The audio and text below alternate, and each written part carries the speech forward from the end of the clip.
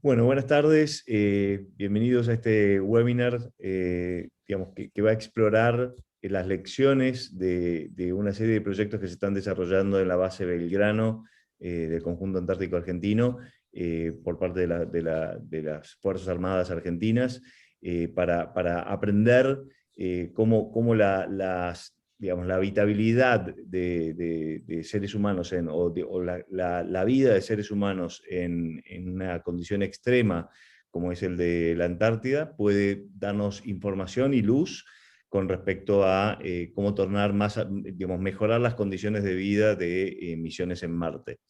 Tenemos para eso, bueno, primero quería agradecer en particular a Justo Trevinarius y a Carlos Pérez Aquino, ambos generales que tuvieron un papel muy importante en el desarrollo de las operaciones de la Antártida en los últimos años, la Antártida Argentina, que nos presentaron a los expositores y viabilizaron, tornaron posible esta sesión, y darles la bienvenida a Daniel Eduardo Vigo, a Agustín Leandro Folgueira y a Juan Manuel López, los tres médicos, los tres en el Ejército, en las Fuerzas Armadas, y los tres han sido parte de este desarrollo que nos van a estar contando a partir de ahora. La idea es comenzar con una presentación y luego pasaremos a preguntas y respuestas. Así que sin más, por favor, no sé si justo querés hacer algún comentario o Carlos, y si no, vamos directo a la presentación de Daniel. No, es un tema de... Hoy hablan los médicos. Bueno, bárbaro. Bueno, Daniel, adelante. Bien. No sé si querés compartir pantalla o vas a hablar directamente, yo te habilité ahí para... No, tenía una presentación, necesitaría Adelante. que me autorices. Ahí estás autorizado.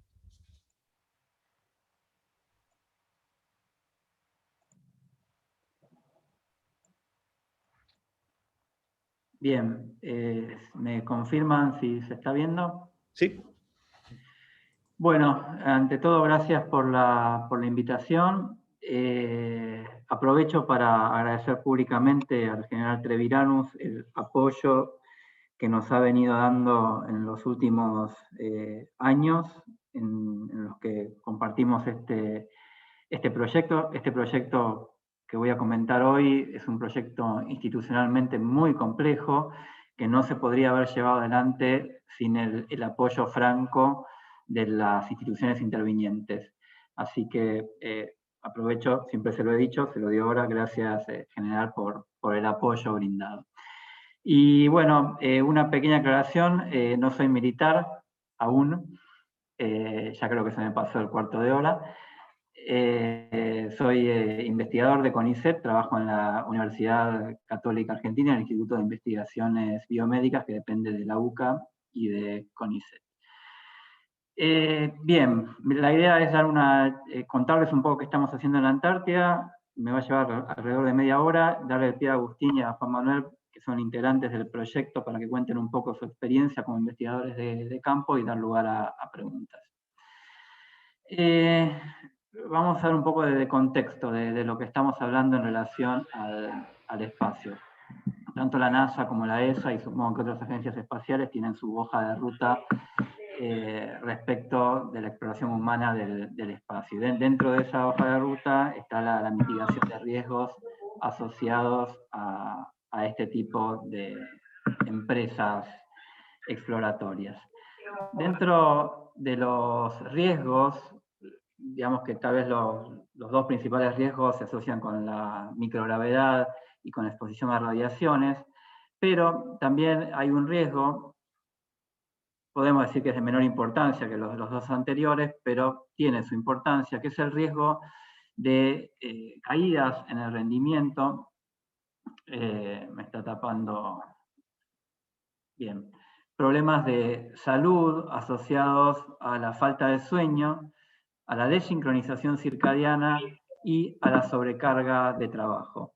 En esta tabla lo que vemos es el impacto de estos riesgos en la órbita baja terrestre, en la órbita lunar si estamos hablando de llegar a la Luna y descender a la Luna, o en un viaje hacia Marte. Por supuesto que cuanto más nos alejamos de nuestra casa, el riesgo tiende a ser mayor. Se acepta el riesgo completamente en términos de consecuencias adversas de la salud de largo plazo, para todo lo que es desde la órbita terrestre hasta la Luna, pero ya aparece en amarillo para lo que es Marte. Entonces, este es el planteo del riesgo por problemas de sueño y de sincronización circadiana que hacen las agencias espaciales. Dos palabras de qué hablamos. Entiendo que los que están oyendo mayormente son de la rama de ingeniería. Permítame decir dos palabras para contar de qué hablamos cuando hablamos de sueño y de ritmos circadianos. Básicamente tenemos dos relojes en nuestro cerebro, un reloj que funciona como un reloj de arena, que marca la acumulación de una sustancia, y la acumulación de esta sustancia, que se llama adenosina, depende de la cantidad de tiempo que uno estuvo despierto. Es un sensor de cantidad de tiempo despierto. Y otro reloj que funciona más bien como un reloj de agujas, que lo que me dice es la hora del día. A medida que van pasando las horas de vigilia, se va acumulando esta sustancia, la adenosina, que hace que distintos sistemas de vías neuronales se activen y aumente la propensión al sueño. El mecanismo del reloj de agujas contrapone un poco el mecanismo anterior, diciéndole, bueno, tenés que seguir despierto. Este mecanismo, que propende a la alerta, y está basado, como decíamos, en un reloj de agujas, la cuestión es que cuando se pone el sol, cuando disminuye la cantidad de luz natural, este mecanismo se empieza a inhibir, con lo cual prepondera el otro, y ese delicado equilibrio nos dice, para la mayoría de nosotros, a eso de las 9, 10 de la noche, estuviste bastante tiempo despierto y este y es muy importante, son las 10 de la noche. Cuando confluyen ambas cuestiones, tendemos a tener sueño y nos vamos a dormir. Esto implica dos cosas.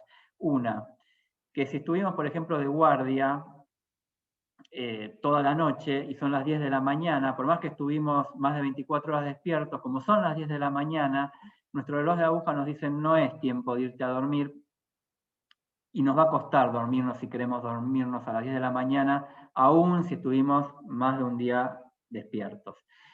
Y viceversa, si son las 6, 7 de la tarde y estábamos cansados y nos echamos una siesta, y después a las 10 de la noche queremos dormir, por más que sea la hora de dormir, el otro mecanismo, el que nos está diciendo cuánto tiempo estuvimos despiertos, nos está diciendo, bueno, pero te levantaste recién de una siesta, entonces también nos va a costar dormir.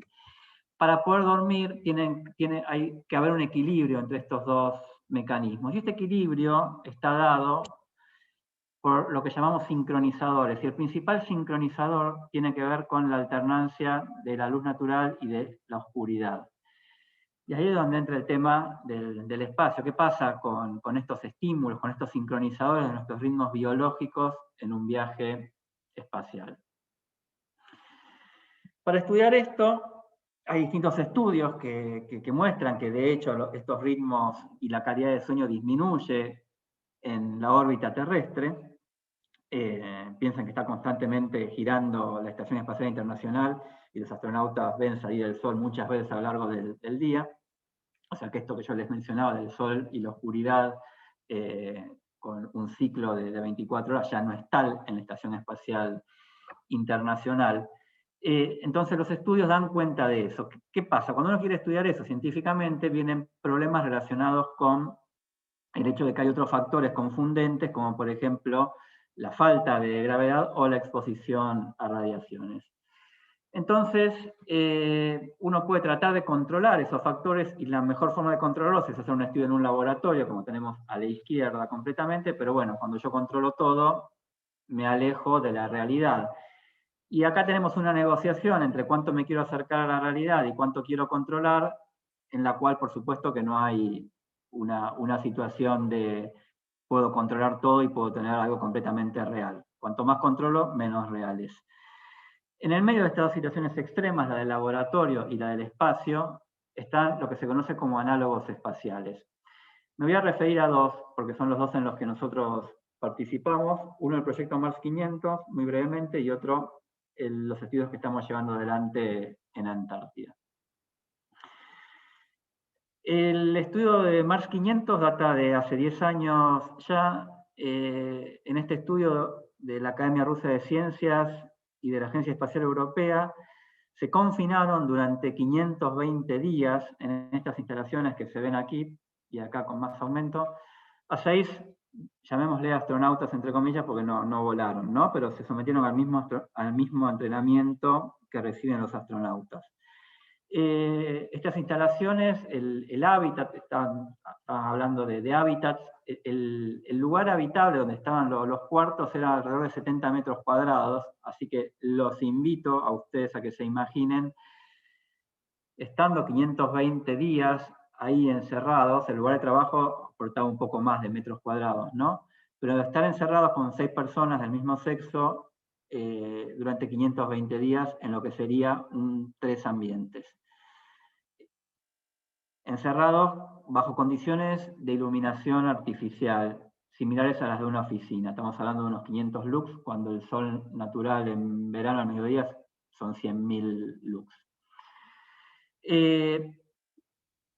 Nosotros participamos a través de una colaboración con la Universidad Católica de Lovaina, y lo que hicimos fue estudiar la actividad del sistema nervioso autónomo. El sistema nervioso autónomo es la parte de nuestro sistema nervioso que se ocupa de regular los procesos que no dependen de nuestra voluntad. Se hicieron 100 experimentos distintos bajo el marco de este proyecto, experimentos u observaciones más bien. El experimento era el proyecto. Y lo que nosotros pudimos ver es lo siguiente. Lo que medimos para medir actividad autonómica, y esta diapositiva la puse porque por ahí es un poco de interés de los ingenieros aquí presentes o futuros ingenieros, en tanto y en cuanto trabajamos con señales temporales y aplicamos distintos métodos matemáticos, transformadas de Fourier, transformadas wavelets, etc., para analizar la señal de frecuencia cardíaca, la variabilidad de la frecuencia cardíaca, que tiene distintos componentes de frecuencia montados, y estos componentes de frecuencia de alta, baja y muy baja frecuencia de variación, estoy hablando, no frecuencia cardíaca, es decir, cómo varía la frecuencia cardíaca. Estos componentes de frecuencia nos hablan de distintos procesos fisiológicos. En particular, el que nos interesa de la actividad autonómica que les mencionaba antes es la actividad de la rama parasimpática del sistema nervioso autónomo, que es la que prevalece en los periodos de reposo, cuando estamos durmiendo, cuando estamos descansando. Cuando estamos durmiendo, en lo que se conoce como etapa de sueño lento, etapa no REM, prevalece la actividad del sistema nervioso parasimpático. Actividad que está disminuida durante la vigilia, y es uno de estos ritmos de los que estábamos hablando antes. El ritmo está dado porque la actividad del sistema parasimpático es alta en los momentos de sueño y es baja durante el día, como vemos acá. Estas son las mediciones en este grupo de astronautas antes de que se confinaran. A medida que pasaban los días de confinamiento, lo que vemos en este gráfico es que la actividad parasimpática durante el sueño disminuye y hay una tendencia a que aumente durante la vigilia, es decir, que las diferencias día-noche de la actividad autonómica se pierden. En criollo, esta parte del sistema nervioso, cuando tiene que estar dormida, no está tan dormida, y cuando tiene que estar despierta, no está tan despierta. Se pierde este ritmo biológico. Este ritmo biológico condiciona otros procesos cognitivos superiores, como por ejemplo el nivel de alerta, con lo cual tiene cierta relevancia para lo que pasa cuando uno, por ejemplo, tiene que acoplar la Soyuz en la Estación Espacial Internacional. Y ¿cuál era el tema con este proyecto de Mars 500? Estaban confinados, pero cualquier emergencia médica tenía la mejor tecnología médica disponible en Moscú, a metros de distancia. O sea, estaban confinados, pero no estaban aislados, cosa que sí pasa en el espacio. Un grado mayor de analogía lo tenemos en las bases antárticas. Por eso es de interés para las distintas agencias espaciales el estudio de estos fenómenos en los análogos espaciales antárticos. En particular, la Agencia Espacial Europea tiene una base donde hacen estos estudios, que es la base Concordia. Este es un llamado a oportunidades de investigación ya bastante viejo, también de hace 10 años, de la Agencia Espacial Europea. Y esto que se ve acá es la base Concordia. ¿Qué pasa con la base Concordia? La base Concordia está acá, donde les estoy señalando. Está a 3.500 metros de altura, o sea que todo lo que se investiga ahí tiene, de alguna forma, el confundidor del nivel de oxígeno atmosférico, que es mucho menor de lo que pasaría a nivel del mar. Otras bases, como la base McMurdo de Estados Unidos, está a nivel del mar, pero si ven las fotos es como una ciudad. Prácticamente, constantemente hay 1.000 personas en esa base. Tenemos a Amundsen Scott, en el polo directamente, que lo que tiene es que también está ubicada a una cierta cota de altura, menos que Concordia, pero estamos en una cota cercana a los 3.000 metros. Y otras bases donde se hacen también estos estudios, esta es la Palmer de Estados Unidos, que no están tan cerca del polo. Entonces la base Belgrano 2, y ya estamos llegando entonces, tiene esta particularidad que puede servir como lugar donde se hacen este tipo de estudios con una ventaja competitiva muy importante, que es que estando equidistante del polo de bases como Concordia, está a nivel del mar. Ventaja competitiva que compartía con la base Halley del Reino Unido, pero la base Halley entiendo que está desactivada flotando sobre un iceberg en este momento, así que dejó de ser un competidor. Bueno, llegamos a nuestro proyecto, cronobiología del aislamiento antártico, el uso de la base Belgrano 2 como modelo de desincronización biológica y análogo espacial. Les decía que es un proyecto institucionalmente complejo, se hace en forma conjunta con la UCA, con ISEC, nuestra casa, el Comando Conjunto Antártico, la Universidad Nacional de Quilmes, el Instituto Antártico Argentino y otros colaboradores a nivel internacional, dentro de los que podemos destacar a la Agencia Espacial Europea. Entonces, ¿qué pasa con este ritmo de luz y oscuridad dado por la rotación de la Tierra sobre su propio eje? ¿Qué pasa en Buenos Aires y qué pasa en Belgrano? Lo que pasa en Buenos Aires es lo que todos vivenciamos, que tenemos un periodo de oscuridad. En invierno lo vemos ahora, oscureció a eso de las 6 de la tarde y amanece a eso de las 7 de la mañana. Y tenemos un periodo de luz menor en invierno y mayor en verano. En Belgrano 2 tenemos esta imagen que nos está mostrando que entre los meses de mayo y aproximadamente mediados de agosto la oscuridad es total. Y en el periodo de verano la iluminación es total. La cuestión con la iluminación es que podemos generar un ritmo artificial de oscuridad oscureciendo la base donde estamos, ¿no? Con la luz natural es más difícil porque es más complejo llegar a imitar la exposición a la luz natural. Lo que vemos acá es la base Belgrano 2, es una foto de Agustín Folgueira, al mediodía en invierno. Voy a pasar estos antecedentes, son antecedentes de estudios previos que midieron cuestiones que tienen que ver con los ritmos circadianos.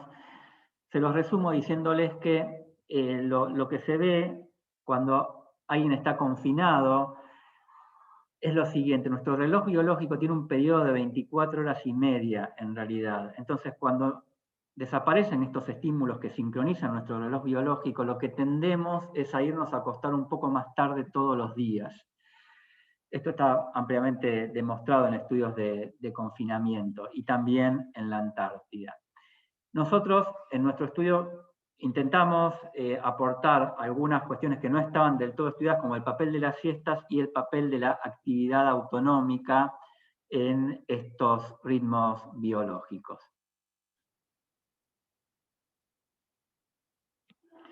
Los objetivos del estudio, bueno, fue estudiar el ciclo sueño-vigilia, el ritmo circadiano de la temperatura corporal, de la actividad autonómica cardíaca que les mencionábamos, medición de algunas hormonas que la realidad es que no lo hemos podido hacer, como melatonina y cortisol, en el grado de atención,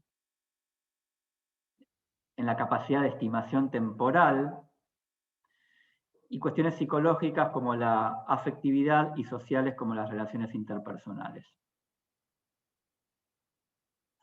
El diseño que hemos venido llevado adelante, el diseño ideal era contar con controles previos y posteriores a las mediciones de Belgrano y un control en Buenos Aires. Creo que recién el año que viene vamos a poder medir en Buenos Aires en forma paralela, pero actualmente lo que estamos midiendo es el impacto de la noche polar en Belgrano con controles previos y posteriores en la misma base. Y actualmente estamos midiendo todos los días del año actigrafía. La actigrafía son relojes inteligentes, básicamente, que miden actividad y reposo y nos dan un parámetro de cómo están durmiendo los integrantes de la base. Sumados a mes por medio, mediciones del grado de alerta, de la actividad autonómica cardíaca y de diversos cuestionarios. Este es el diseño experimental que estamos llevando adelante en Belgrano 2. Lo hacemos, como les decía, con cuestionarios, un Holter estándar comercial cardíaco, esto es un actígrafo o reloj inteligente, y test de reacción psicomotora a través de una plataforma, una tablet. Algunos resultados lo publicamos hace ya 2 años en Scientific Reports, y nos muestran lo siguiente, nos muestran que la duración del sueño disminuye en forma significativa en la noche polar. ¿Por qué disminuye? Por esta tendencia a irse a acostar un poco más tarde que les mencionaba antes. Esto es lo que ya demostraron otros estudios. Los sujetos tienden a dormir más tarde, pero por reglamento, y está bien que sea así, para mantener algún tipo de sincronización, todos los sujetos se levantan a la misma hora, con lo cual se evita este desfase permanente día tras día, pero lo que pasa es que como nadie va a estar controlando en qué hora se apaga la luz en la habitación en particular, los sujetos tienden, por el reloj biológico, a irse a dormir 1 hora más tarde, por el reloj biológico sin la sincronización de la luz del sol. Y la otra cuestión que vimos es que los que duermen siestas tienden a dormir más durante el día, tienden a aumentar ese periodo de siesta. Esto asociado, y en aras de la brevedad no me voy a detener, a una disminución de la fortaleza del ritmo de temperatura corporal, que es otro marcador, es lo que se ve en la línea punteada. Esta disminución que vemos acá es otro marcador de la pérdida de fortaleza de estos ritmos circadianos. En definitiva, estamos reportando una desincronización del ritmo circadiano con la novedad de comentar un poco más de qué pasa con las siestas, que esto no estaba reportado en forma previa. Estamos entrando en el capítulo de Big Data con la medición de Big Data en señales temporales de 24 horas continuas de medición, 7 días a la semana, 365 días al año. Tenemos bastante esperanza con estos datos porque no es algo común encontrar este tipo de datos en Antártida en la literatura. Hasta donde yo sé todavía no está reportado. ¿Para qué nos puede llegar a servir eso? Y ya estoy redondeando. Además de la cuestión del espacio, de interés del espacio, estamos ante una situación bastante controlada de medición de ritmos circadianos. ¿Por qué controlada? Bueno, porque todos comen lo mismo, todos hacen lo mismo, etc.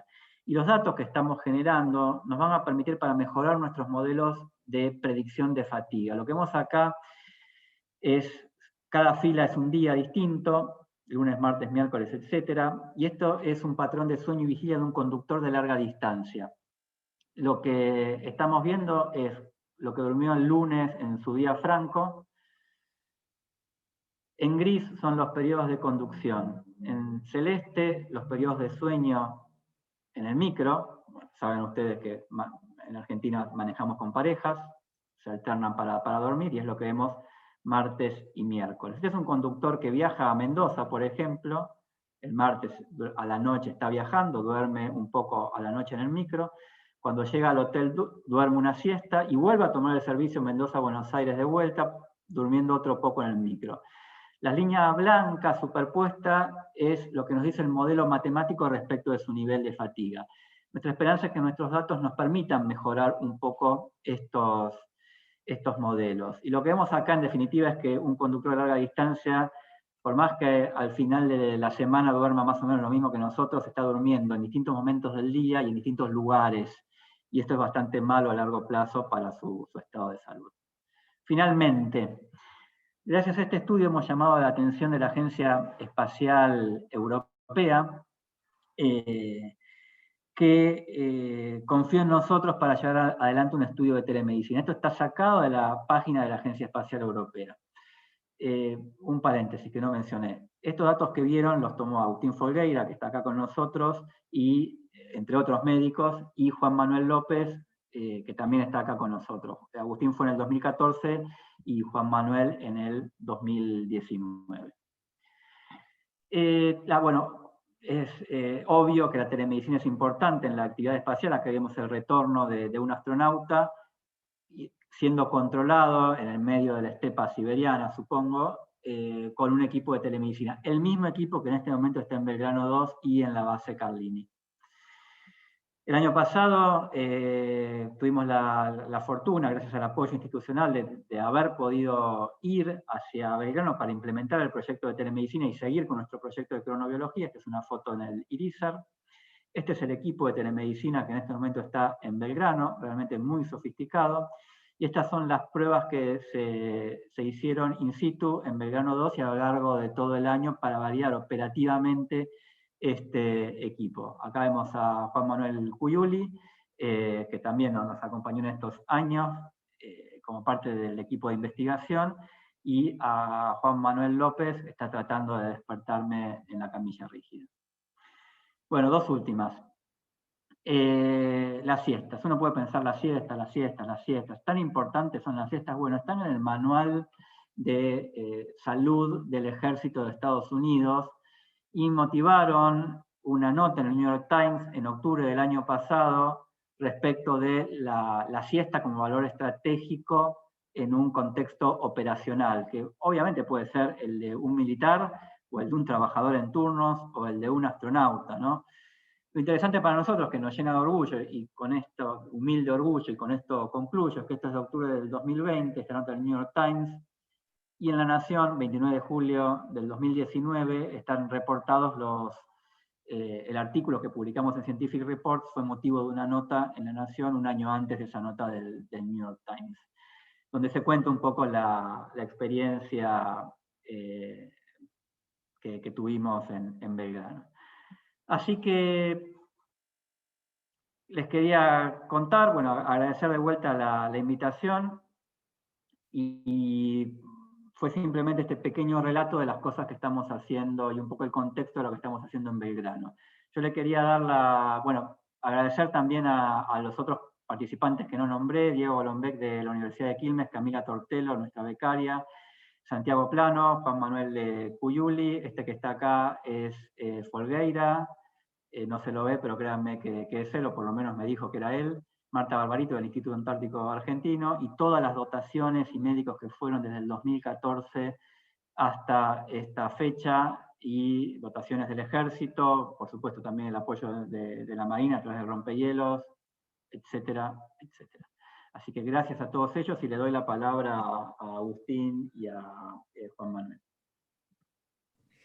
Bueno, muchísimas gracias, Daniel, y tal vez quería hacer un mea culpa que no los presenté adecuadamente. Creo que es una evidencia práctica y bien concreta de digamos, qué tipo de efectos puede tener una alteración en el ciclo circadiano, pues la realidad es que el lunes tomé un avión a las 6 y llegué a las 4 de la mañana, no dormí absolutamente nada, dormí ayer durante el día y todavía me estoy reventando, así que creo que lo voy a atribuir a eso, pero bueno, los presento tardíamente, digamos, Daniel Vigo, Daniel Eduardo Vigo, quien acaba de hacer esta excelente presentación, es médico de la UBA, doctor en Ciencias Fisiológicas de la UBA también, especialista en clínica médica, investigador independiente del CONICET, profesor titular de la UCA, director del Laboratorio de Cronofisiología del Instituto de Investigaciones Biomédicas de la UCA CONICET.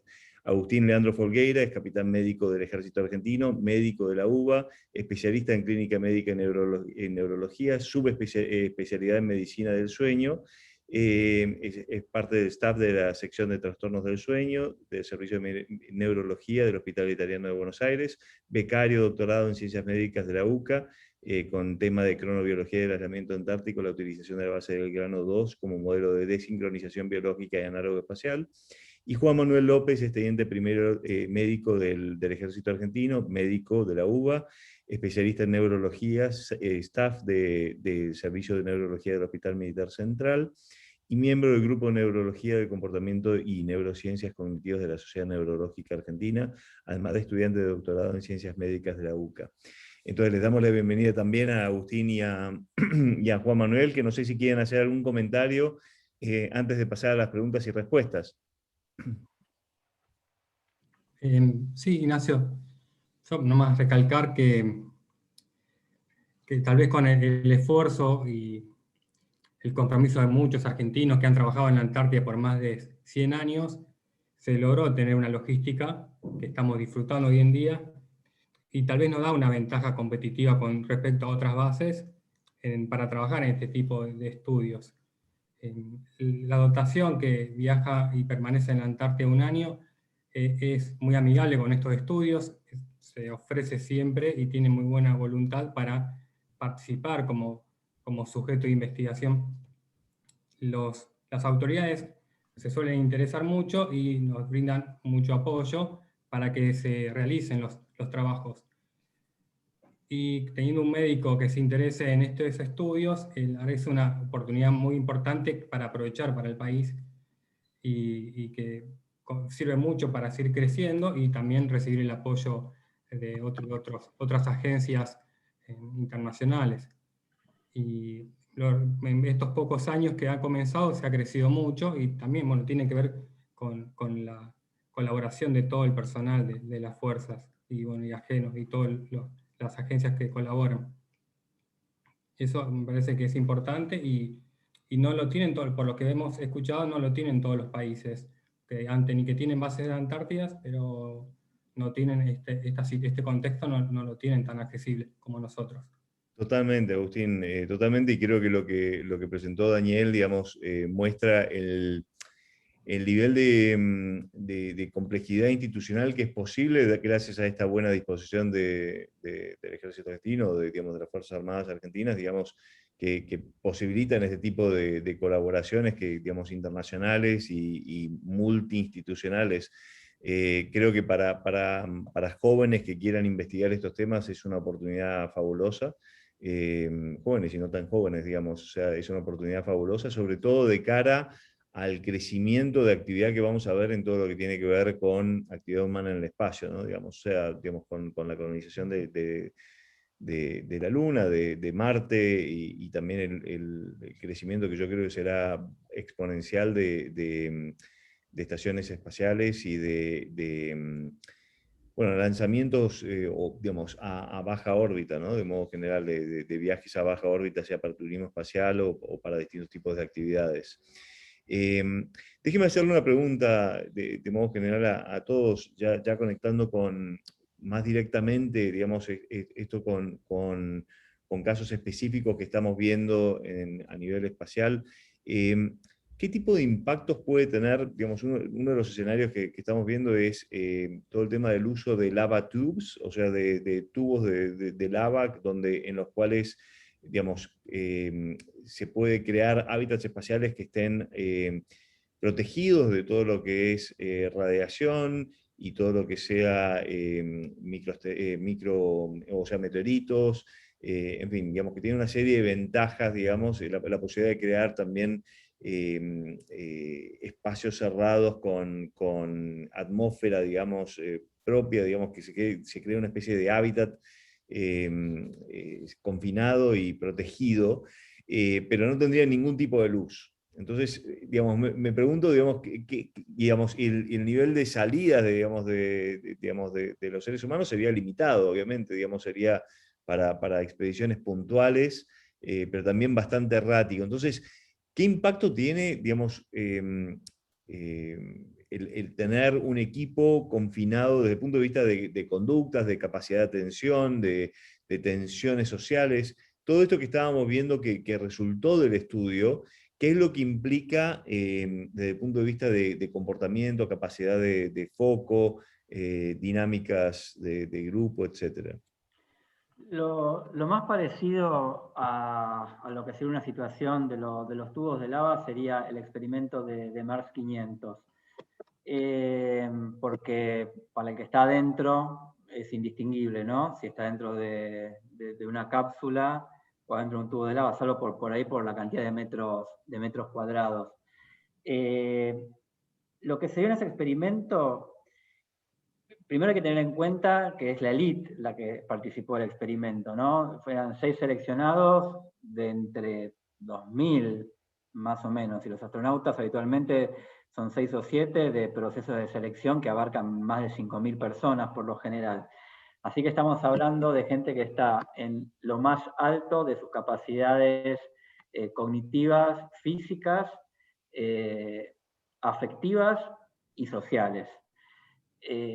Entonces, partiendo de esa base, el impacto sobre los ritmos circadianos, existe un impacto, pero lo que se ve en Mars 500 es que no compromete el nivel atencional como para poner en riesgo una misión. De hecho, en la primera diapositiva que yo mostré, aparece como amarillo el riesgo. Esto significaría que es un riesgo que no compromete una misión, pero sí es un riesgo a tener en cuenta a la hora de planificar cuestiones que tengan que ver con la misión. Entonces, habrá momentos óptimos del día para hacerlas y momentos subóptimos. En un tubo de lava o en Mars 500, lo que se pretende es no perder la sincronización temporal.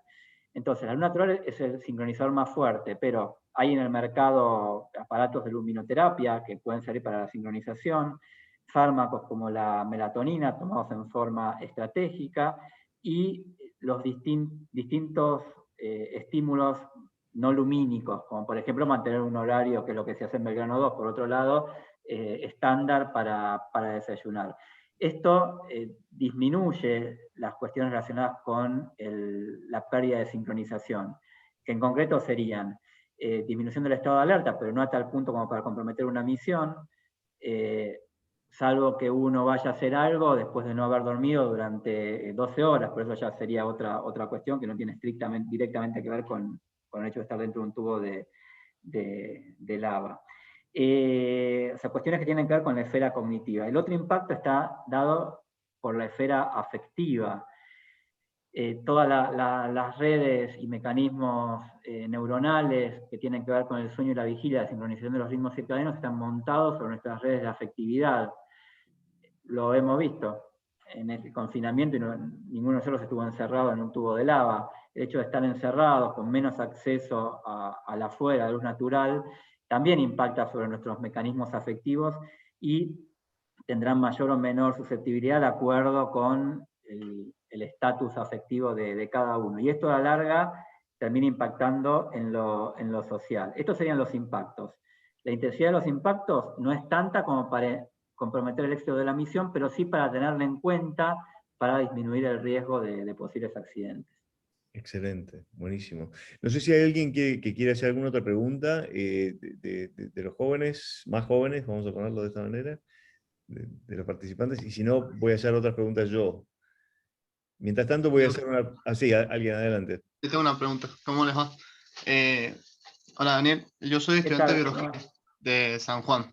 Y te quería preguntar porque se estudió mucho en mamíferos de actividades nocturnas, esto de los ciclos circadianos, cómo van variando y cómo varían sus actividades. Te quería preguntar si se ha hecho alguna transpolación, una relación, una comparación entre datos de mamíferos de cualquier tipo, digamos, avanzado, con estos datos que han obtenido ustedes como para sacar conclusiones de poder encontrar algún tipo de forma o de conducta que puedan controlar también esto de las relaciones entre el sueño y estar despierto. Sí, plenamente. La mitad de las cuestiones que se saben de los ritmos biológicos se saben por modelos animales. Acá tengo que hacer un pequeño disclaimer. Yo nunca trabajé con animales no humanos,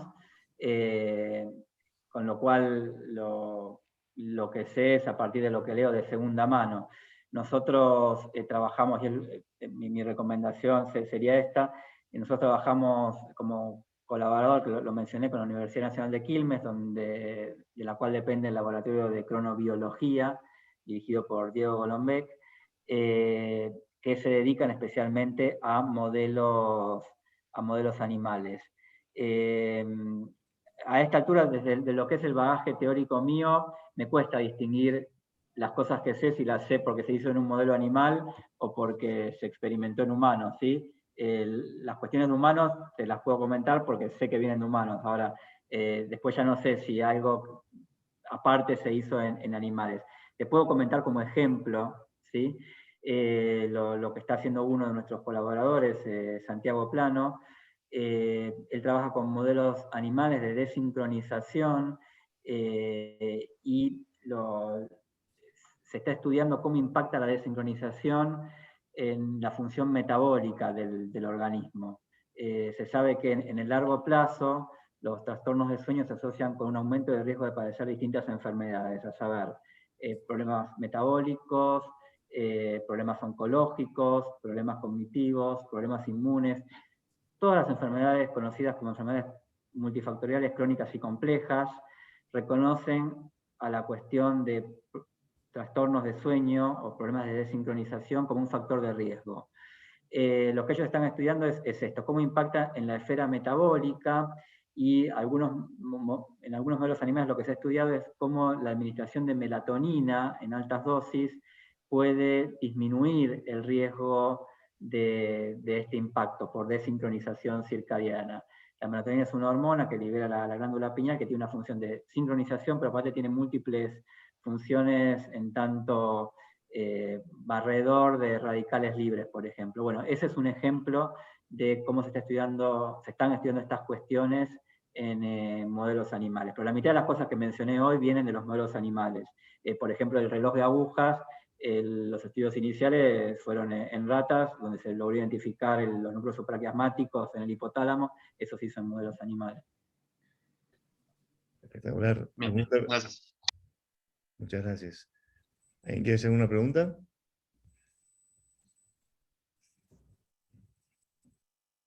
Yo querría agregar algo, Ignacio. Yo creo que indudablemente el trabajo que ellos hicieron en la Antártida, y lo traigo a la Antártida porque es el modelo que yo personalmente conozco, es realmente muy importante, como dijo Agustín. Y fíjate que uno de los puntos que tocó recién Daniel cuando habló de Mars 500, se refirió a la preparación exhaustiva de esa gente que fue seleccionada, valga la redundancia, exhaustivamente para poder participar de esa tarea. Nosotros seleccionamos a nuestra gente para ir a la Antártida, pero por supuesto no con esa implicancia, digamos, como uno selecciona un astronauta. Con lo cual, esto también da la pauta de la relevancia que tiene el estudio que ellos están haciendo. Este estudio tiene, corríjanme chicos, alrededor de 8 años en total. Exactamente 8. 8 años a 20 aproximadamente, son 160 personas que vienen siendo estudiadas en todo lo que ellos comentaron en la base Belgrano 2. Yo sé que esta charla les debe haber gustado mucho.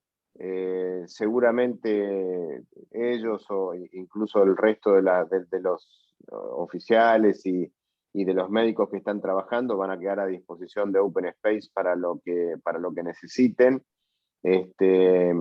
Y bueno, y yo quería contar una cosa que ellos me agradecen un poco a mí, por supuesto a Carlos, que hemos sido los que estuvimos a cargo de esto, pero yo también me sirvo de ellos, porque yo ahora, por ejemplo, tengo mi sueño en manos de Agustín. No solamente mi sueño, sino también el de mi esposa, pues estamos tomando melatonina, que no es la melatonina que uno compra en la farmacia con el melatol y demás. Así que yo les agradezco a ellos que no sé si están haciendo algún experimento conmigo, pero que me sirve para dormir mejor, totalmente me sirve. Espectacular. Así que gracias a ustedes también. Muchas gracias, Justo. Pero sigamos con ahí. De mi lado yo tengo más preguntas y lo que voy a hacer es quiero darle siempre prioridad a los chicos, pero les voy a pedir entonces, para no tener así espacios vacíos, que pongan por el grupo de chat si tienen una pregunta, y ahí les doy pie. Mientras tanto, me gustaría hacerles otra pregunta, que es, ¿qué consejos darían? Digamos, hasta ahora trabajamos con la idea de que los hábitats son un factor ya definido a priori, digamos, ¿sí?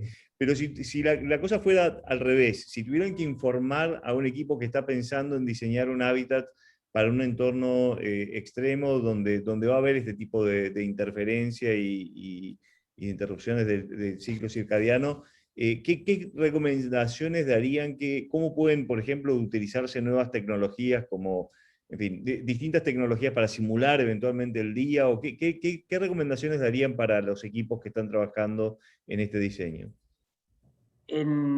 Respecto de lo que es, bueno, yo voy a hablar desde la teoría y desde la investigación. Después le podemos dar el pie a Juan Manuel para que cuente, es el último que fue, desde la realidad de haber estado un año allá. Bueno, desde la teoría está el tema de la luminoterapia. Los estudios que hicieron en la Antártida con luminoterapia muestran un cierto beneficio, con lo cual estaría bien que sea considerado tal vez en el diseño. Por supuesto, uno habla desde lo médico y habrá que ver el espacio que ocupa un equipo de estos, los costos, etcétera, ¿no? Obviamente, si está dentro de un tubo de lava, la exposición a la luz natural es imposible, pero si está afuera, está bueno que afuera estoy hablando en un entorno, estoy pensando en Marte, ¿no? Que pueda haber exposición a la luz natural, bueno, que eso se permita, porque entiendo que el diseño de una nave espacial no permite tener algo así como ventanas por cuestiones de diferencias de presión y cuestiones estructurales, ¿no? Más allá del hecho de que uno tenga, no sé, el sol detrás, pero ya son cuestiones ingenieriles que se me escapan completamente y habría que discutirlas con el que diseña la nave. Eso desde el punto de vista de la luz. Y en términos de diseño de hábitats en concreto, a mí no se me ocurren más cuestiones. Obviamente, para lo que es Antártida, ¿no? Pero es una situación muy particular porque estamos hablando del polo, estaría la capacidad opuesta, no ya de iluminar, sino de oscurecer, o sea que las ventanas tengan una capacidad plena de oscurecimiento. Después hablamos de otras cuestiones que no son estrictamente relacionadas con el hábitat, que tiene que ver, daría para otra charla, con lo que se conoce como sistemas de manejo de riesgo de fatiga. Obviamente eso está en una computadora, pero no es el hábitat, ¿no? Pero estos modelos matemáticos que mostré muy rápidamente, esto viene de la aviación, y en la aviación están insertados dentro de un sistema, del sistema de manejo de riesgos de los vuelos. Entonces son modelizaciones matemáticas que permiten diseñar los turnos de trabajo con mayor efectividad y decir, eso desde el vamos, pero después predecir cuál es el mejor momento para hacer una tarea. Eso es una herramienta común hoy en aviación. Pero bueno, eso no forma parte estrictamente de lo que yo me imagino que entienden ustedes por diseño del hábitat. No, pero está buenísimo. Creo que esto que estás diciendo, digamos, de la capacidad de por un lado, de exponer a la luz natural y por otro lado, de limitarla, es súper útil, y me hizo caer la ficha de un startup que sé que está siendo creado en este momento en Stanford, usando tecnología desarrollada por un profesor que desarrolló con nanotecnología unos filtros que permiten, de muy bajo costo, que permiten ponerlo sobre una ventana y con una aplicación con el celular, digamos, hacer con que sea totalmente transparente o totalmente intransparente, y cualquier cosa intermedio, con lo cual podría, digamos, permitir este tipo de flexibilidad, digamos, con mayor facilidad de lo que permitiría tal vez una persiana, un blackout, mayor control, ¿no? Déjeme... Por supuesto, perdón, Ignacio, claro. Por supuesto que hay algo interesante, ¿no? Que yo no lo digo por obvio, pero ahora que lo pienso no es tan obvio. Los invito a que miren después un video de la Agencia Espacial Canadiense, donde se lo ve a Hadfield, el astronauta canadiense, mostrando cómo es dormir en la Estación Espacial Internacional. Ustedes ven eso y dicen, qué bárbaro, qué bien que se duerme allá arriba. La realidad es que los astronautas, dentro de los fármacos más utilizados están las benzodiazepinas, para poder dormir, que tienen una sobrecarga de trabajo atroz, que el entorno es terrible porque hay un montón de ruido. En ese video van a ver que el tipo se mete dentro de su cabina para dormir y tiene la computadora, o sea, es la antítesis de las medidas de higiene de sueño que uno recomendaría. Entonces, no lo dije por obvio, pero un lugar para dormir debiera ser, a saber, oscuro, tener una temperatura adecuada, tirando frío, no es cold, sería la palabra, no frío, pero tampoco caluroso, y silencioso. Y uno no debiera llevar a la habitación más que las ganas de dormir o de tener relaciones sexuales, ¿sí? Pero no debiera comer, no debiera trabajar con la computadora. Entonces, esas cosas hay que tenerlas en cuenta para un hábitat, pero forman parte de lo habitual que uno debería pensar cuando piensa en dormir. Pasa que tampoco es que sea tan común en muchos hábitats, en muchas casas, digamos, ¿no? Espectacular, muy bueno. Valen Cincuregui tiene una pregunta, ¿Valen? Sí. Hola, soy Valen, y mi pregunta es, en Marte el día es un poco más largo que acá.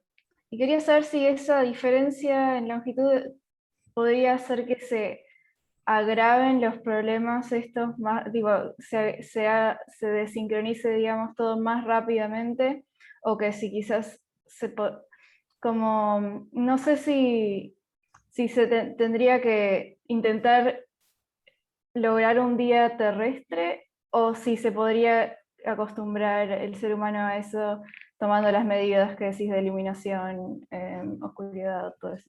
Es una pregunta muy interesante, porque de hecho en Marte sería más fácil sincronizarnos al día de Marte, porque el día de Marte es de 24 horas y media, y nuestro reloj biológico, si se lo deja librado a su libre curso, funciona con 24 horas y media. O sea, estaría más cómodo nuestro cerebro en el tiempo de Marte, si no pudiese prescindir de todo el resto, ¿no? Así que desde un punto de vista estrictamente de nuestro ritmo, se sincronizaría más fácil con el tiempo de Marte. Hay un artículo muy interesante que es al revés, ¿no? Hay un artículo y algunos videos de YouTube. En el artículo reportan la desincronización de los controladores de la Pathfinder, porque la sonda tenía el día de Marte, pero los controladores estaban acá en la Tierra, con lo cual la rotación de los controladores determinaba que se terminaban desincronizando con el día terrestre. Entonces los autores reportan esa desincronización, y es bastante interesante. Y está el video también, que se lo ve, bueno, muy hollywoodense el video, muy yankee, se lo ve a uno de los controladores, con la familia, yendo a comer a las 3 de la mañana a un McDonald's o algo parecido. Interesante de ver. Buenísimo. No quería, sí, dale. Perdón, no quería dejar que Juan comente 2 palabras de su experiencia respecto del hábitat. Sí, buenísimo. ¿Juan? Sí, Ignacio, nosotros en la noche polar teníamos un sistema de luz que con el desayuno prendíamos las luces de todas las habitaciones y después de la cena dejábamos 1 hora y apagábamos todas las luces. Lo único que quedaba prendido eran las luces de los accesos para salir de las habitaciones, ir al baño, a la cocina, si alguien necesitaba tomar un vaso de agua o comer algo adicional. Pero no había un protocolo en especial con el tema del manejo de la luz. Sí hacíamos eso. En la noche polar manteníamos todas las luces prendidas desde el desayuno hasta 1 hora posterior a la cena, y dejamos luego de este horario solo las de los accesos, y durante el día polar, que son las 24 horas de luz, lo que hacíamos era utilizar las ventanas blackout. A las 6, 7 de la tarde ya bajábamos todos para simular la noche, y solo se dejaban abiertas las de las habitaciones del personal que quisiera seguir viendo el sol después de las 6, 7 de la noche. Muy interesante. ¿Quisieras comentar un poco más sobre cómo es la experiencia, digamos, de esto en primera persona, digamos, con esa adaptación, las cosas funcionaban bien, o sentías una diferencia respecto de lo que es, digamos, la vida fuera de la Antártida? En un primer momento yo creo que hasta marzo el hecho de llegar a la Antártida y la expectativa de estar en un nuevo lugar, la gente estaba feliz, contenta y respetaba los ritmos de sueño, pero a medida que fue llegando la noche polar, todos se notaban más cansados, tenían esto que contaba Daniel, que se evidenció en los estudios, de más tendencia al sueño durante la tarde. Los que dormían una horita, por ahí en junio, julio y agosto dormían 2 o 2 horas y media, y tenían la tendencia de por ahí a la noche acostarse más tarde, pero respetar el horario de levantarse. Y lo que uno por ahí notaba o esperaba, vivirlo fuera del estudio, es que con la noche polar uno tuviera todos los problemas y cuando llegara el sol uno volviera a tener esa euforia que tenía cuando llegó a la Antártida. Y pasó todo lo contrario, porque uno como que se le desajustó el reloj durante la noche y cuando empezó a salir el sol, la mayoría de los integrantes de la dotación manifestaron más problemas para tratar de coordinar el ritmo de trabajo a las nuevas 24 horas de sol. La verdad es una muy linda experiencia para el que quiera ir a la Antártida. Muy interesante eso, digamos. A mí me pasó de estar en Estados Unidos, digamos, en invierno y en el verano en Alaska, y tuve exactamente la misma experiencia, digamos. En Alaska es como que uno se quedaba esperando de que viniera la noche y no venía nunca, es una cosa desesperante, y te pone muy nervioso, digamos, dificulta el dormir. En cambio, digamos, cuando tenés noche, las luces es como que te ayudan, digamos, lo puedes manejar un poco mejor, ¿no? Sí, sí, totalmente. Es como que decís, bueno, y ahora, cuando viene la oscuridad, como que uno cuando es de noche ya está, apaga la luz y listo, pero cuando es de día no tenés manera de regularlo. Por más que tengas la blackout, sabés que el sol está afuera. Súper interesante, súper interesante. Matías, muchas gracias por compartir eso. Matías, Armanasco, ¿tenés una pregunta? Sí, ¿qué tal? Bueno, primero muchas gracias por todo lo que nos están contando. Y mi pregunta era consultarles si van a seguir con este experimento o si tienen planeados otros experimentos para hacer en la Antártida con la ESA o con otra agencia espacial. Otra excelente pregunta. Tiene ribetes incluso psicológicos para mí. La idea es, yo de alguna forma quisiera llegar a los 10 años de proyecto y hacer una pausa de 1 o 2 años para sacarle el jugo a los datos. La realidad es que como el recurso humano suele ser escaso, no tenemos tiempo de procesar, analizar y publicar todos los análisis que se pueden llegar a hacer. Entonces, en parte me gustaría eso. Hoy activamente están trabajando Santiago Plano, Camila Tortelo y Juan Manuel López en los datos. Agustín está terminando la tesis, así que está trabajando en eso, pero ya es otra cosa, digamos, no está en el análisis activo de datos, y Juan Manuel este año empezó, digamos, con lo cual el recurso humano es escaso. Ese es un factor. Otro factor al que nosotros quisiéramos apuntar es que encontrar aquel sensor que mida la mayor cantidad de cosas posibles con la menor invasividad posible. Y un poco estamos en paralelo con los desarrollos tecnológicos, pero ese sensor todavía no llegó. O si está, la empresa no permite acceder al dato crudo, el que mide todo no tiene suficiente memoria, siempre hay alguna limitante, o no lo podemos pasar por aduana, ¿no? Porque siempre hay algún problema del ser nacional involucrado. Pero un poco apuntamos al hecho de contratar a la tripulación, estimularlos y decir, nosotros no te vamos a molestar, lo único que te pedimos es ponerte un reloj. Porque siempre tuvimos el 100% de la colaboración, pero no deja de ser una experiencia hostil para ellos estar adaptándose a un ambiente tan extremo. Así que tratamos de apuntar a que sea lo menos invasivo posible. Y en tercer lugar, si bien nosotros estamos diciendo, bueno, 10 años y hacemos 2 para analizar datos, la realidad es que si los estudios con la Agencia Espacial Europea siguen progresando y nos dicen, bueno, queremos hacer esto y esto es una oportunidad a la cual uno no puede decir que no, vamos a seguir haciéndolo, ¿no? Por lo pronto, el proyecto de telemedicina funcionó muy bien el año pasado, estuvo involucrado Bruno Cauda en Belgrano 2 y Medina D'Angelo en Carlini. Y para la agencia europea, ellos no lo pudieron hacer en Concordia, no lo pudieron hacer con Rusia, y no lo pudieron hacer creo que con Checoslovaquia, y sí lo pudieron hacer muy exitosamente con nosotros. Entonces eso para nosotros nos pone en un lugar de confianza respecto a las relaciones con Argentina. Entonces no queremos desaprovechar eso. Ahora estamos llevando adelante un protocolo de actividad física con la agencia europea en Belgrano, y todo esto puede crecer. Hay un cuarto factor que tiene que ver con la pandemia, que toda la gestión de todo esto realmente fue complicada el año pasado y no podemos viajar a Europa, en Europa no pueden venir para acá, en Europa están trabajando completamente separados,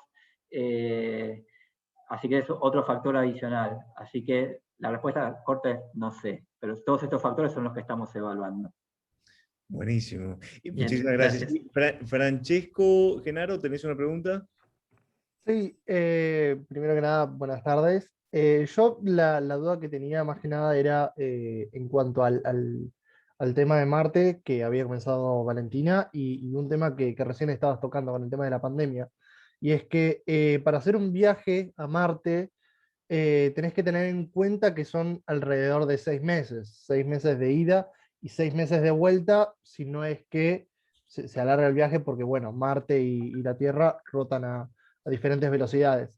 Entonces, con esto de la pandemia, muchas personas se han sentido angustiadas y demás, y ya se sabe que esos 6 meses son para un determinado tiempo de estar en Marte, ¿no? Entonces, ¿cómo funciona la fatiga? ¿Cómo funciona el sentimiento del estrés, de la ansiedad en un proyecto que es básicamente un viaje a Marte? O sea, no es que estás en la Estación Espacial Internacional y que si te pasa algo, tenés una reentrada y en 5 horas ya estás abajo en la Tierra, estás en el vacío solo. Entonces, el cerebro, ¿cómo reacciona a ese ambiente y qué es lo que pasa en la cabeza de uno ahí? También tengo una respuesta corta que es no se sabe, ¿sí? Pero vamos a tirar factores. Para eso justamente se hizo el proyecto de Mars 500, para poder estudiar eso concreto que vos decís, aislado de los otros factores, como pueden ser la falta de gravedad o la exposición a radiaciones. Porque en los estudios en la Estación Espacial Internacional de confinamiento prolongado, no me acuerdo cuál fue el récord, pero son confinamientos que por ahí hay una sola persona que está, no sé, 6 meses, un año, y las otras no, van cambiando, y están estos otros factores, con lo cual es muy difícil de estudiar esto que vos estás diciendo. Con eso en mente se diseñó Mars 500, para decir, bueno, vamos a confinarnos, vamos a ver qué le pasa al cerebro. Y lo que se vio es que, bueno, desde un punto de vista de cronobiología, los ritmos se achatan. Eso implica, simplificando todo mucho, que uno no está lo suficientemente despierto durante el día y lo suficientemente dormido durante la noche. Desde el punto de vista de la afectividad, lo que mostraron los estudios, y acá hay algunas investigaciones cualitativas que tal vez sean más importantes que las cuantitativas, ¿no? Es el gran valor que tiene la interacción social respecto de las comunicaciones con la Tierra, porque eso estuvo simulado en Mars 500, inclusive con la demora por la distancia, o sea, no se comunicaban automáticamente, sino que estaba simulada la tardanza comunicacional. El valor de las fiestas, de los cumpleaños, de la celebración de Navidad.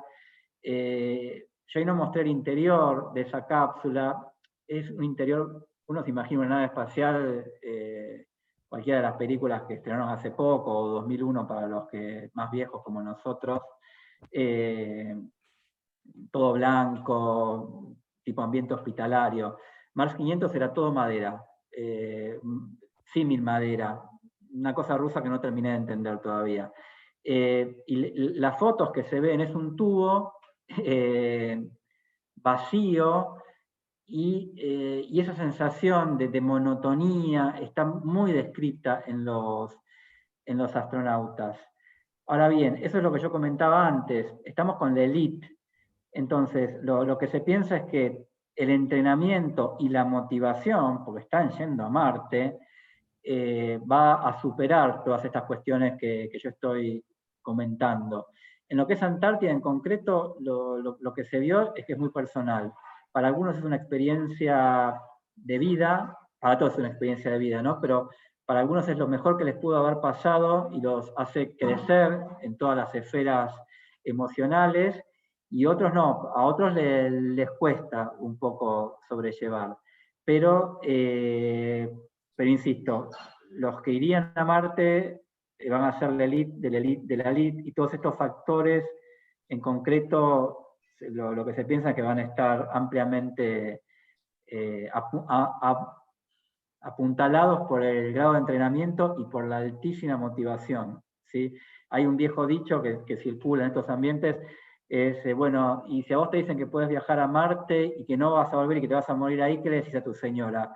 Que me espere que vuelva en 5 minutos que voy a buscar el diario, ¿sí? Y tiene que ver, me parece, con eso.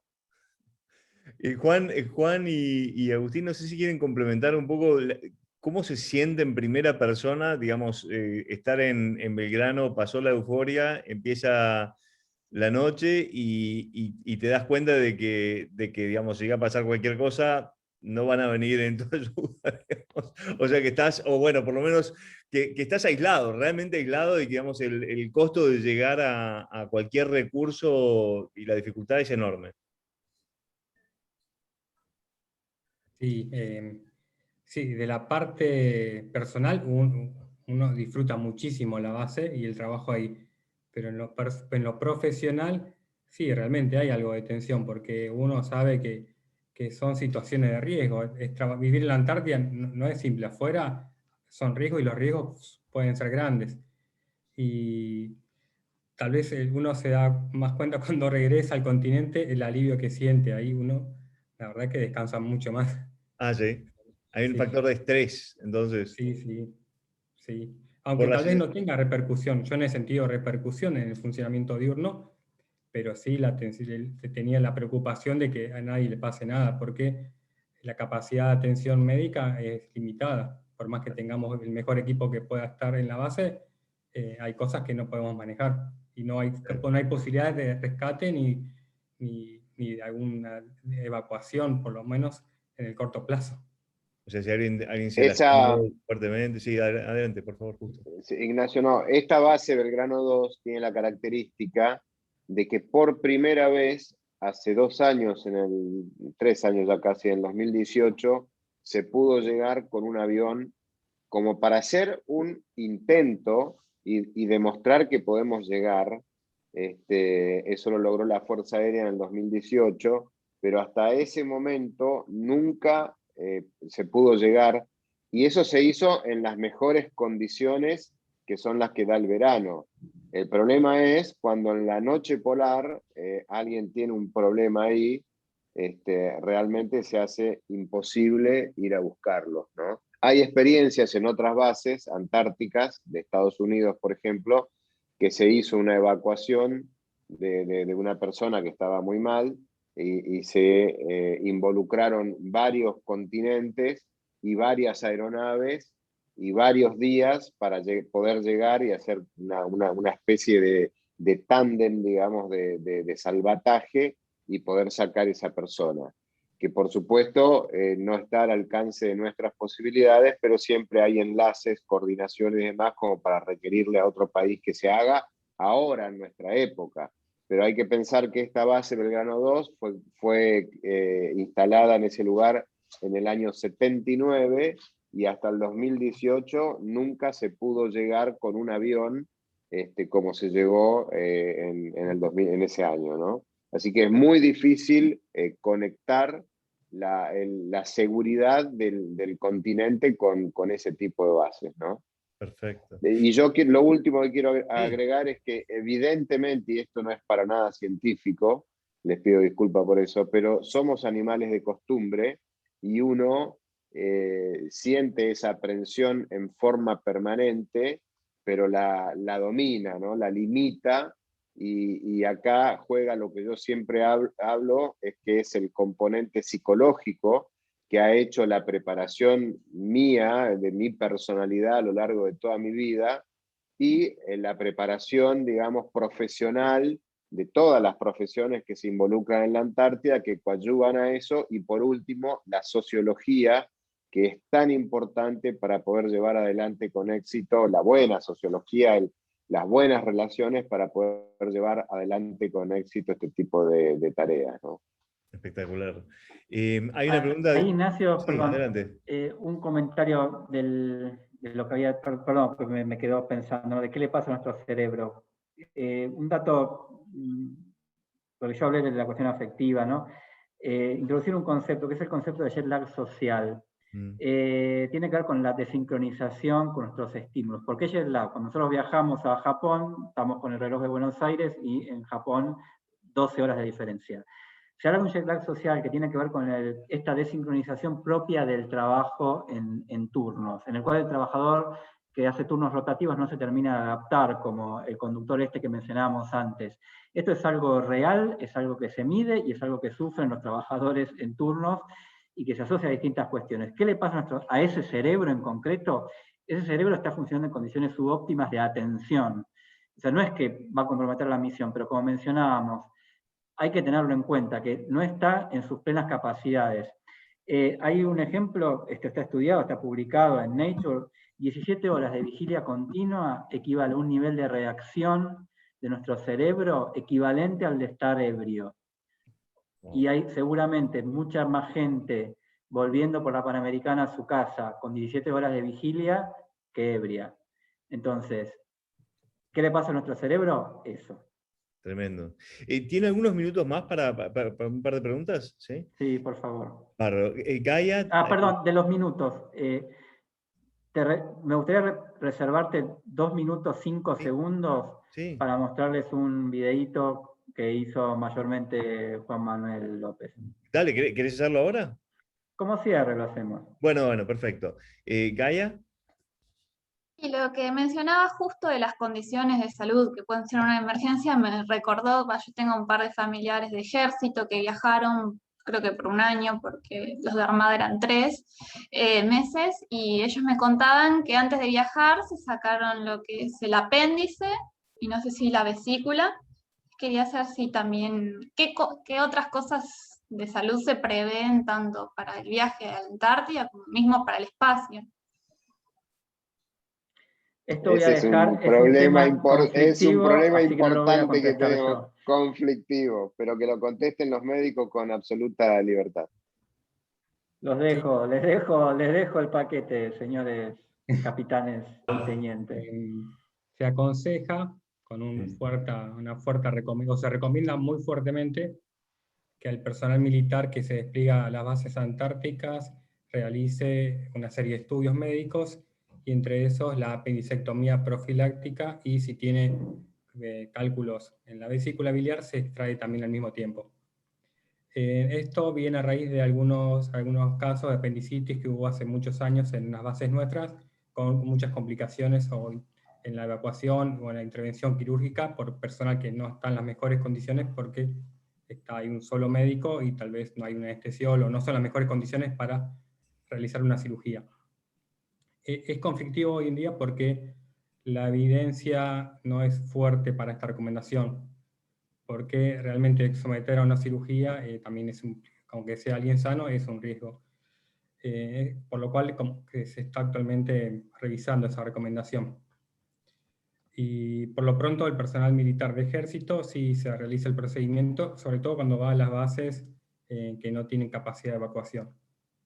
Pero sí, se está analizando en base a las nuevas tecnologías. Por ejemplo, hay otros países que tienen otra logística, otras culturas, que directamente evitan la cirugía, hacen tratamientos, se entrenan para hacer algunas intervenciones mínimamente invasivas, pero bueno, es todo nuevo esto. Por ejemplo, los Estados Unidos tienen un protocolo con algunas tecnologías nuevas de procedimientos mínimamente invasivos, pero y unos tratamientos antibióticos, pero también es nuevo para ellos. Y bueno, son países que tienen capacidad de evacuación y no tienen por ahí las bases como las tenemos tan distantes como nosotros. Pero bueno, es justo un tema medio polémico. Muchas gracias, Agustín. Yo voy a hacer una última pregunta, ya en consideración del tiempo, que es, si quisiéramos hacer un desafío, por ejemplo, con Open Space, o si algún grupo de estudiantes quisieran hacer una investigación científica en el entorno antártico, ¿cómo sería el mecanismo para establecer esa colaboración? ¿Cuán fácil es? ¿Cuán difícil es? ¿Qué lecciones podemos extraer de este proyecto en ese sentido?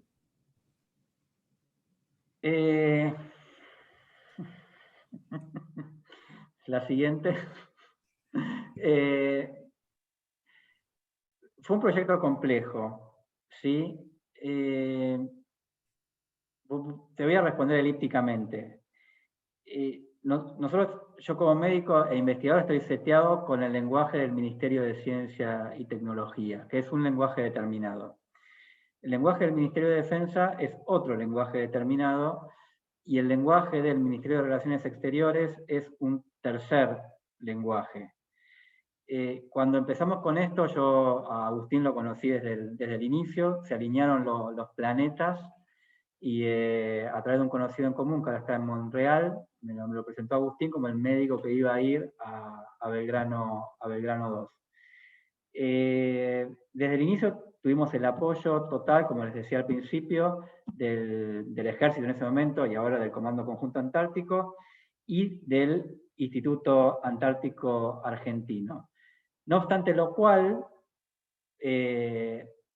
hubo todo un sinnúmero de dificultades que tuvimos que llevar adelante, no por las personas, porque siempre el apoyo fue total, pero hay corsets, digamos, o andamiajes institucionales que muchas veces son difíciles, sí, son difíciles de sobrellevar. Digamos, la idiosincrasia del Ministerio de Relaciones Exteriores es claramente distinta al del Ministerio de Defensa y claramente distinta a Ciencia y Tecnología. Entonces, desde lo personal, fueron 2 lenguajes adicionales que tuve que aprender en el interín. Tal vez incluso el lenguaje de defensa sea más sencillo de comprender por una cuestión de verticalidad, digamos. Pero, por ejemplo, Relaciones Exteriores, estamos hablando de un instituto que hace ciencia, como el Instituto Antártico, inserto en un ministerio cuyo objetivo es distinto. Entonces, a partir de esa situación se desprenden cuestiones que, aún con el 100% de apoyo de todos los involucrados, cuesta sobrellevar. En lo particular, el camino pasa por una acreditación a través del Instituto Antártico Argentino, que es lo mencioné, pero lo mencioné poco tal vez. Toda la ciencia antártica pasa por el Instituto Antártico Argentino, que depende de la Dirección Nacional del Antártico, que depende del Ministerio de Relaciones Exteriores. Hay un plan anual antártico donde están establecidas las actividades científicas que se van a llevar adelante en Antártida. Esa es como la Biblia de la ciencia que se hace en la Antártida Argentina. Así que todo proyecto científico debe entrar por el Instituto Antártico Argentino. Este tenía la complejidad adicional que no lo llevaba adelante el investigador que pone el Instituto Antártico Argentino, bueno, la complejidad por un lado y la ventaja por el otro, ¿no? Sino el médico que va con el ejército. O sea, nosotros involucramos al médico que va a ir. Pero bueno, no es sencillo, tampoco es imposible, hay mucha voluntad.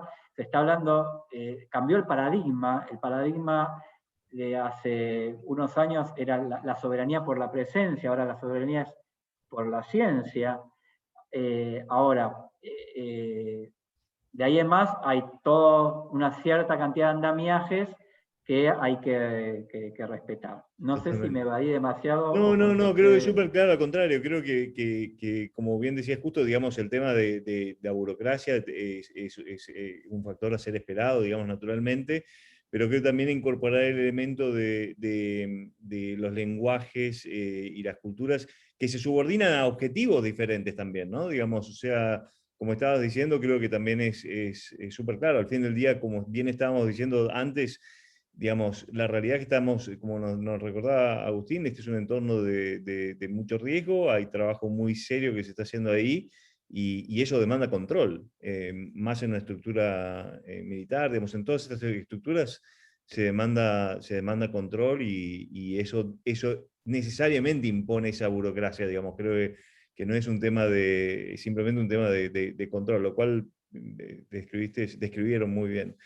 Bueno, buenísimo. Si les parece, podríamos cerrar ahí, digamos, con el video y los últimos comentarios que quieran hacer, y desde ya, bueno, muchísimas gracias por todo esto, que fue una charla buenísima.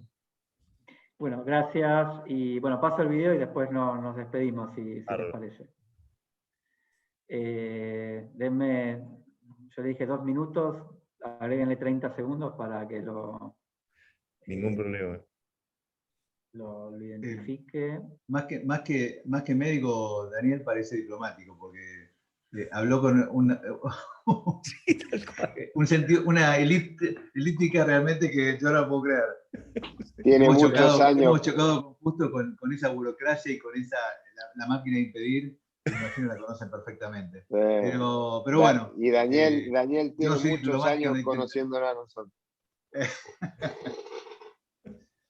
Bueno, felicitaciones. Bueno, me adelanto para felicitarlo por la verdad que extraordinario trabajo. Muy, muy bueno. Bueno, gracias. Muy buena charla, la verdad es buenísimo. Bueno, ahí ya lo encontré, ya lo cargué. Me falta. A todos, a los 5.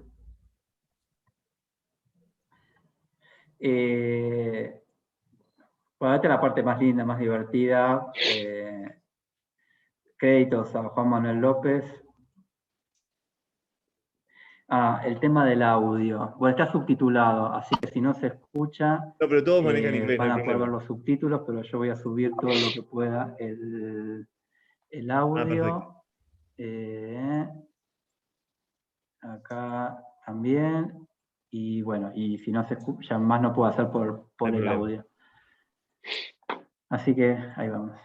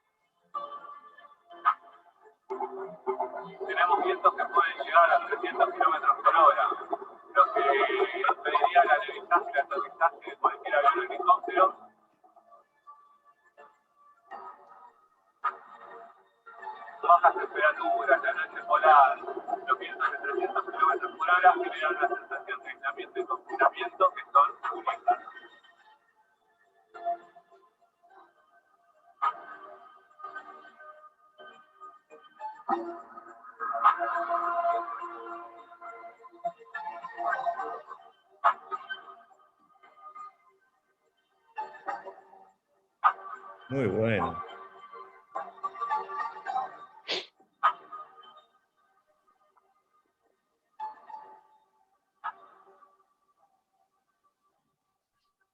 Muy bien, excelente cierre, espectacular. Qué buen video y qué lindo lugar. Estás muteado. Opa, perdón. ¿Yo estaba muteado? No, está bien, está bien. No, simplemente agradeciendo por pasar ese video que me pareció espectacular, y aparte muestra muy claramente esta base espectacular, tan linda, digamos, este lugar tan lindo y remoto, ¿no? O sea, que nos dio una sensación nítida del lugar donde se está dando todo esto que estaban estudiando. Muchísimas gracias nuevamente, la verdad que buenísima la charla, súper interesante el trabajo que están haciendo y aparte este mindset de hacer cosas de relevancia global, aprovechando esta presencia que la Argentina tiene en Antártida, que creo que es súper valiosa y que tiene relevancia para el espacio. Así que gracias nuevamente a todos, Daniel, Agustín, Juan, bueno, Justo y Carlos, también por haber hecho esta reunión posible. Y gracias a todos por acompañarnos. Gracias a ustedes por la invitación. Un placer difundir estas cosas que estamos haciendo. Buenísimo. Felicitaciones, Gracias, muy bueno. Gracias por la invitación. Muchas gracias. Gracias a ustedes. Gracias, Ignacio. Gracias, chicos. Hasta la próxima. Chao, chao. Chao, chao. Chao, gracias. Muy bueno. Chao, gracias.